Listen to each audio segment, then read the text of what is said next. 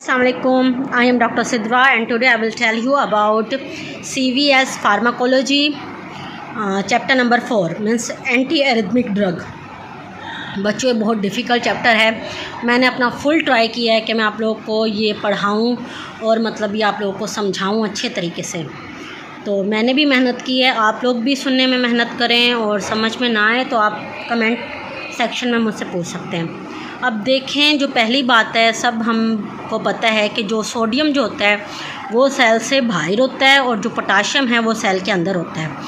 तो जब इनकी ट्रांसपोर्ट होती है तो क्या होता है, सोडियम जो है ना 3 बाहर जाते हैं और जो है ना पोटाशियम जो है ना 2 अंदर आते हैं। अब देखें, सोडियम जो है वो हमारा पॉजिटिव है और पोटाशियम को हमने लिया नेगेटिव। तो जब पोटाशियम हमारा अंदर 2 आएंगे और सोडियम बाहर 3 जाएंगे तो इसका क्या मतलब है, हम कह रहे हैं कि पॉजिटिविटी जो है वो बाहर की साइड पे ज़्यादा है as compare to inside negativity ज़्यादा है। अब यहाँ तक आप लोगों को मेरी ये बात समझ में आनी चाहिए। अब आप लोगों को ये बात समझ में आ गई। अभी हम पढ़ते हैं जो एक्शन पोटेंशियल है ना, उसकी बात करते हैं। सही है, आप लोगों को पता है जो रेस्टिंग मेम्ब्रेन पोटेंशियल है वो है -70। सही है। अब सोडियम जब है बाहर ज़्यादा तो सोडियम हमारा क्या करवाएगा, जैसे ही वो बाहर गया वो हमारी करवाएगा डीपोलराइजेशन। जैसे ही सोडियम का इन्फ्लक्स बढ़ेगा तो सोडियम करवाएगा, इनफ्लक्स नहीं बढ़ेगा, मैंने गलत बोला।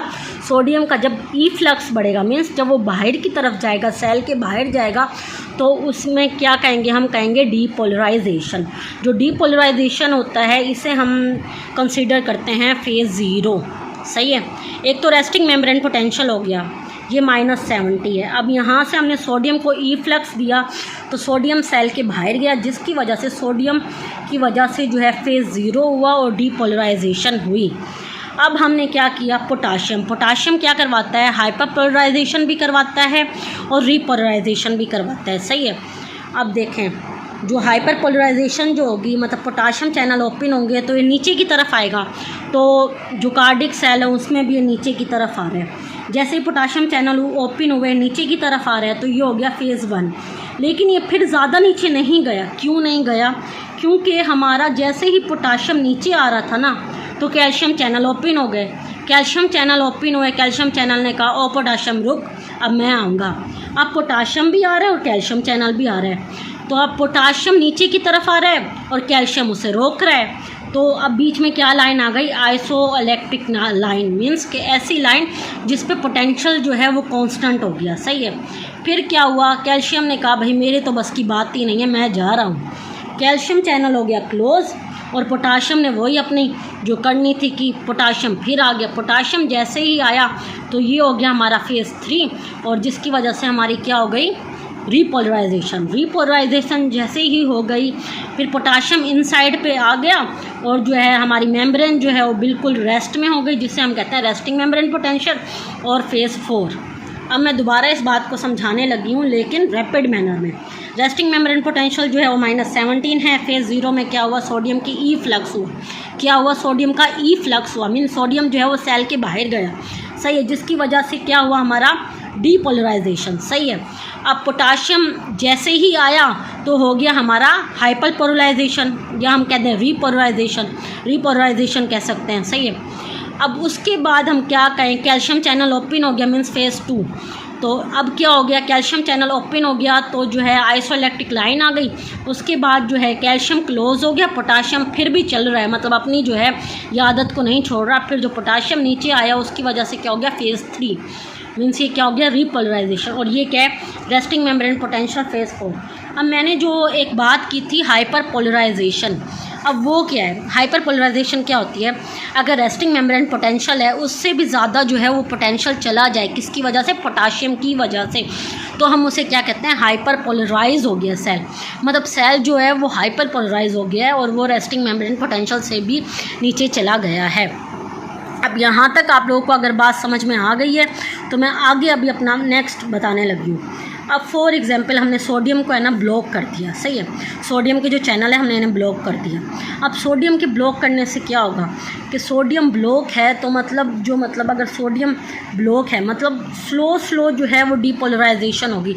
उस स्लो डीपोलराइजेशन से क्या होगा कि जो डीपोलराइजेशन का जो टाइम है ये ज़्यादा होगा।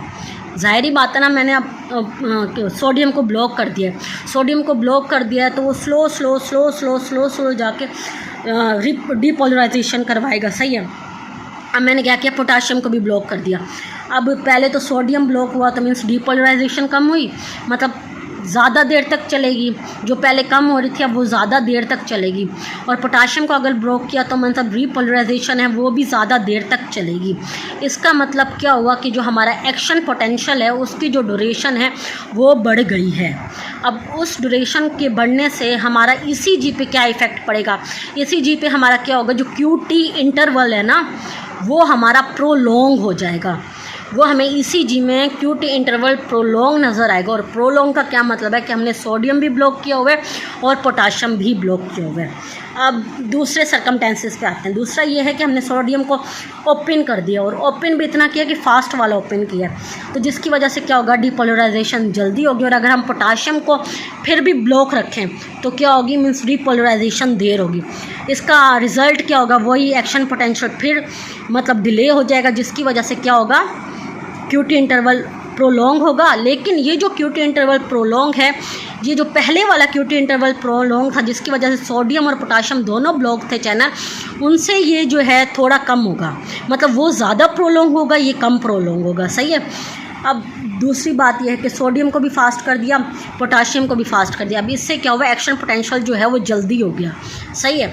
अब जल्दी हो गया। अब हमने यहाँ तक आप लोगों को बात बता दी है। होप सो कि आपको समझ में आ जाए बच्चों।